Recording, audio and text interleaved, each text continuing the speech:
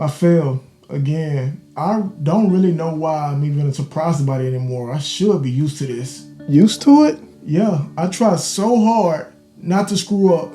And here I go, another failure to add to the pile. Okay, when you realized you failed, what was your first thought? Not again. Then anger.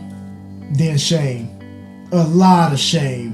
What if I told you that failure in itself isn't a problem? It's not something to fear or avoid, but maybe it's something to embrace.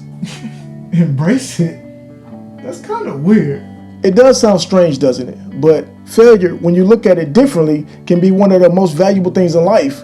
Some people run from it or they let it define them. But what if I told you that it's a gift? A gift? You're going to have to sell me on that one. Let's think of perfection for a second. It's like chasing a shadow, isn't it? It's always out of reach, but keeping us stuck in one place. But when you think about failure, failure is real, it's raw, it's honest, and failure is where we grow. Let me put it this way. Every great invention, every masterpiece, every incredible story that you've ever admired have one thing in common: failure. Thomas Edison, he didn't create the light bulb on the first try. He failed thousands of times. He didn't see those failures as wasted effort. He saw them as steps forward. Okay, if you took 1,000 shots at something and you made every single one, what would you learn? I guess not much. Exactly. But if you miss those shots, that's where the lessons are.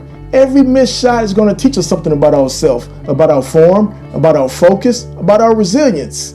Failure forces us to adapt, to evolve. But it still feels so final. Like when I fail, it feels like it's the end of the road. That's because we've been taught to see it that way. Society tells us that failure means you're not good enough, you're not smart enough, you're not strong enough. But that's not the truth. Failure isn't the end, it's the beginning of something new. Have you ever heard of Denzel Washington's fall forward speech? Now, I'm sure in your experiences in school and applying to college and picking your major and deciding what you want to do with life, I'm sure people have told you to make sure you have something to fall back on. Make sure you got something to fall back on, honey.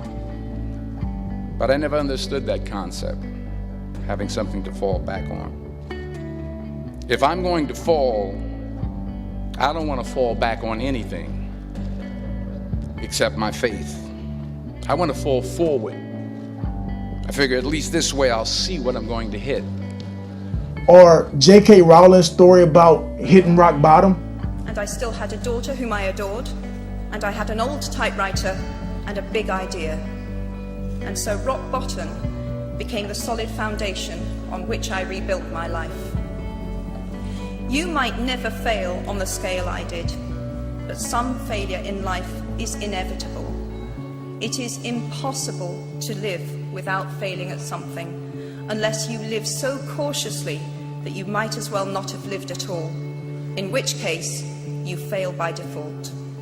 Each of them talks about failure, not as defeat, but as a turning point, a place to rebuild. It's not a matter of will I fail, but what will I learn when I do? Tell me, what's one thing failure has taught you about yourself?